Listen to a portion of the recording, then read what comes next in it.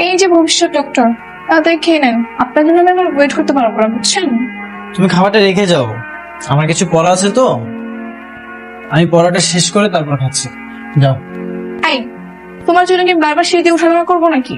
এক্ষুনি খেয়ে নাও। আর যদি বাবা জানতে পারে তুমি খাবার খাওনি, তাহলে আমার বকা শুনতে হবে। তোমার জন্য আজকে আমি শুধু শুধু বকা খেয়েছি। ইচ্ছা তো করছে তোমার সাথে কথাই না বলি। কেন? যদি আমি বাবাকে বলতাম তুমি আমাকে নিয়ে আইসক্রিম খেতে গিয়েছো, তাহলে মাইগুলো সব পিছিয়ে পড়তাম। তুমি তো খুব শয়তান মেয়ে, নিজে গিয়ে আমাকে এখন বিপদে ফেলতেছো। এখন তাদের খেয়ে নাও তো, তা না হলে কিন্তু বই নিয়েছো। আরে এই এই কি হচ্ছে এখানে? কই কিছু না তো। ভাই, ও আমার বইটা নিয়ে গেছিল তো, এই জন্য আর কি নিতে আসলাম। খুব ভালো, তুমি ডাক্তার হবা, মেডিকেলে পড়বা, পরীক্ষা দিবা। তো পড়াশোনা বাদ দিয়ে এরকম লুকাচুরি করলে কি তুমি মেডিকেলে চান্স পাবা? আচ্ছা কাকা, নাবিদ নামে যে ছেলেটা আপনার বাসায় আছে, মানে ওকে বাসায় রাখা খুব জরুরি। তুমি তো চাও না, কত ট্যালেন্ট একটা ছেলে, এবার তো মেডিকেল ভর্তি পরীক্ষায় এক চান্সে পাশ করে যাবে। এরকম একটা ট্যালেন্ট ছেলেকে নিজের কাছে রেখে একটু সফল হতে সাহায্য করছি। এর ক্ষতি করে অনুরূপে করে আপনার লাভটা কি? আর ও মেডিকেলে চান্স পাক বা না পাক, এটা আপনার লাভটা কোথায়? কাকা, আপনি একজন শিক্ষক মানুষ, আপনাকে বুদ্ধি দেওয়ার মতো বুদ্ধিমান কিন্তু আমি নই। তবে বিষয়টা একটু ভেবে দেখবেন। আচ্ছা কাকা, আমি তাহলে আজকে উঠছি, আর যেটা বললাম একটু বিবেচনা করেন। নিশা, ঠিক আছে বাবা, তোমার কি বেশি খারাপ লাগছে? হ্যাঁ মা, ওই বুকের ব্যথাটা মনে হয় বাড়ছে। নাবিদ কই? ওর তো আজকে পরীক্ষা, এখন রেডি হয়ে বের হচ্ছে না কেন? আল্লাহ আল্লাহ করে আজ ভালো ভালো ওর পরীক্ষাটা হয়ে গেলেই হয়, আমার একটা অনেক বড় স্বপ্ন পূরণ হবে মা। স্যার, আমি পরীক্ষা দিয়ে যাচ্ছি, আমার জন্য দোয়া করবেন। একদম বুঝে বুঝে সব প্রশ্নের উত্তর দিবি, মাথা ঠান্ডা রেখে, কোনো তাড়াহুড়ো করবি না। আর যাবার সময় একটু সাবধানে যাস বাবা। তোমার সাথে এতজন ফাইজলামি করেছি, তাই বলে আবার অভিশাপ দিও। দোয়া করেই বা কি হবে? মেডিকেলে চান্স পেলে তো আমাদের বাসা থেকে হোস্টেলেই চলে যাবে। হ্যাঁ, চলে তো যেতেই হবে, তবে হোস্টেলে থেকে পড়াশোনা করবো তখন। আচ্ছা, আমি তাহলে যাই, তুমি বাসায় চলে যাও। পরীক্ষা শেষ হওয়া পর্যন্ত অপেক্ষা করবো। তুমি যাও, ভালো করে এক্সাম দাও। ঠিক আছে, আমি তাহলে যাই। কি ব্যাপার, একা একা কি করছো এখানে? ভাবতেছি আর মাত্র 2 দিন বাকি রেজাল্টের, আমাকে চান্সটা পেতেই হবে। চিন্তা করো না, তুমি চান্স পেয়ে যাবে, আমি জানি। তাই যেন হয়, আমি অনেক বড় ডাক্তার হব, এটাই আমার স্বপ্ন। দেশের মধ্যে আমার নাম ছড়িয়ে পড়বে, সুনাম হবে, এটাই আমি চাই। আমি জানি তুমি পারবে। তোমাকে তো ভুলে গেছি, বাবা তোমাকে দেখা করতে বলছিল। তুমি তো এক্সাম দিয়ে এসে বাবার সাথে দেখাই করলে না। আচ্ছা ঠিক আছে, চলো। স্যার কেমন আছেন? আমি ভালো আছি, তুই কি রে, তোর কোনো খোঁজ খবর নাই আমার? স্যার, আমি একটা ফ্রেন্ডের সাথে তাদের গ্রামের বাড়িতে গেছিলাম। অনেকদিন ধরেই তো কোথাও যাওয়া হয় না, তাছাড়া রেজাল্ট দেওয়ার পর তো আবার পড়াশোনার চাপটাও বেড়ে যাবে। অনেকদিন তোকে দেখি না, দেখতে মনটা চাইলো।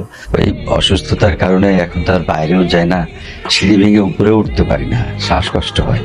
তাই আনিশাকে বললাম তোর সঙ্গে একটু যোগাযোগ করে আসতে বলার জন্য। তোমার ছাত্র যখন বড় ডক্টর হবে, তখন সে নিজেই তোমার চিকিৎসা করবে। ওকে একটু চা নাস্তা দাও। আচ্ছা তোমরা আসো, আমি ব্যবস্থা করছি। আচ্ছা, বাবা, তোমার ছাত্র তো মেডিকেলে চান্স পেয়েছে। আলহামদুলিল্লাহ। বলতেছিলাম কি স্যার, কালকে আমি হোস্টেলে চলে যাব। মাত্র যে রেজাল্ট আসলো, এখন তো ক্লাস শুরু হবে না, পরে যাস। আমি যেখানে কোচিং করি সেখানে আমার একটা বড় ভাইয়ের সাথে পরিচয় হয়েছিল। উনি হোস্টেলে থাকে, তো উনি আমার থাকার ব্যবস্থাটা করে দেবে। আমাকে বলেছে আগে আগে গেলে সবার সাথে জানাশোনা হয়ে গেল। বলছিলাম যে ক্লাস তো এখনো শুরু হয়নি, আর বাবাও তো অসুস্থ। তুমি আর কিছুটা দিন থাকো। আমার কালই চলে যেতে হবে, ভাইকে কথা দিয়ে রেখেছি তো, আর সবকিছু ঠিকঠাক করে রাখতেও বলেছি, এই জন্য আর কি। মাঝে মাঝে তো আসবা, তাই না? সময় পেলে তো অবশ্যই আসবো, কেন আসবো না? তো ওখানে গিয়ে কি পড়াশোনা করবা নাকি আড্ডাবাজি ঘোরাঘুরি করবা? কি যে বলো না তুমি, আমার স্বপ্ন হচ্ছে আমি ডক্টর হব, আড্ডা দিয়ে সময় নষ্ট করতে যাবো কেন বলো? তোমার তো কথা হবে, তাই না? আমি কিন্তু বারবার কল দেব। আচ্ছা দিও। নাবিদ, কেমন আছো? এই তো ভাই, ভালো আছি। আপনি কেমন আছেন? আমি ভালো আছি। আচ্ছা, তুমি তো মেডিকেলে চান্স পেয়েছো তাই না? কি বলেছিলাম না তুমি মেডিকেলে চান্স পাবে? কই ভাই, আপনি তো আমাকে কখনো বলেননি। উল্টো সবসময় বলতেন আমি নাকি কখনো মেডিকেলে চান্সই পাবো না, শুধু শুধু নাকি পরিশ্রম করবো। ওগুলো তো কথার কথা, আর কথার কথা তো সবাই বলে।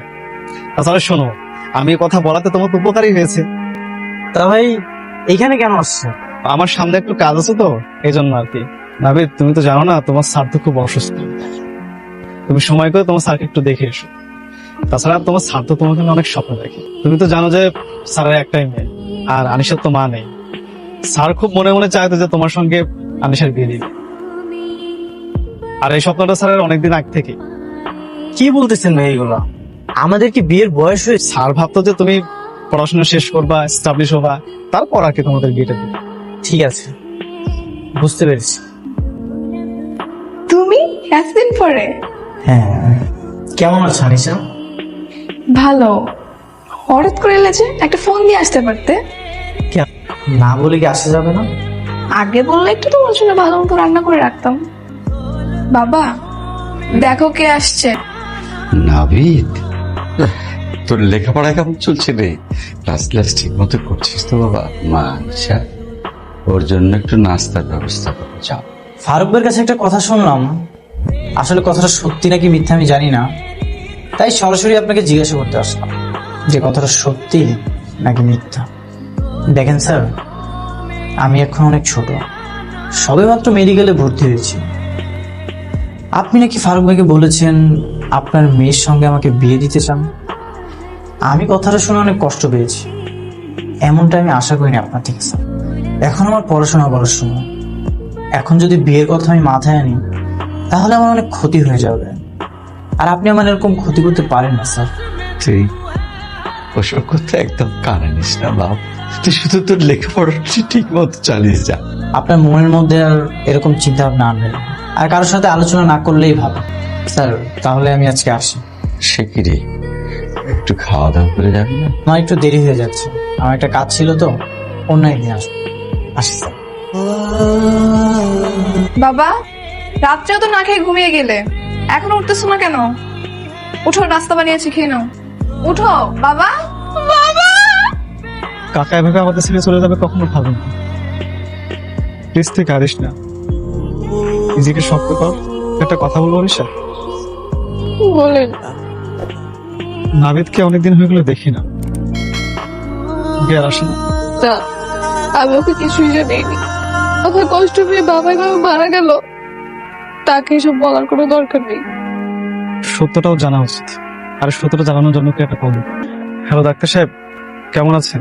ও ফারুক ভাই, আমি ভালো আছি, আপনি কেমন আছেন? তুমি তোমার সারা খোঁজ খবর রাখছো? প্রায় 15 দিন হলো কথা হয় না। ওই ভাই, পড়াশোনার একটু চাপে আছি তো।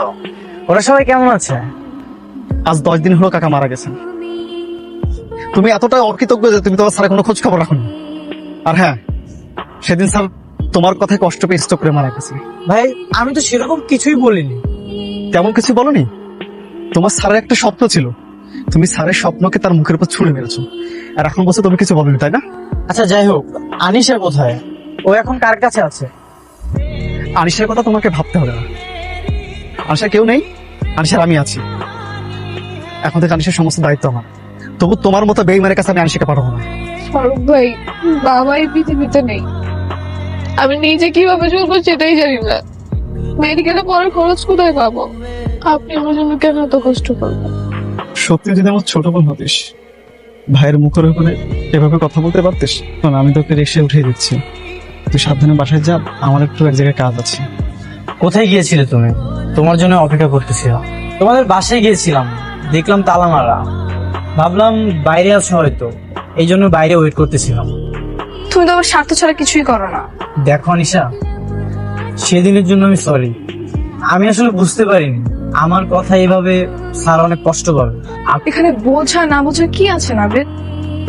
তোমার জন্য আমার বাবা যা যা করেছে তা আমার জন্য করেনি। আমি তার নিজের সন্তান হওয়ার সত্ত্বেও তার নিজের প্লেটের মাছ তোমাকে উঠিয়ে খাইয়েছে, আর তুমি কি দাম দিলে তার? তোমাকে যে ক্ষমা করতে পারতো সে হচ্ছে আমার বাবা, আর তিনি মারা গেছে, তাই তোমার ক্ষমা চাওয়ার সুযোগটাও বন্ধ হয়ে গেছে।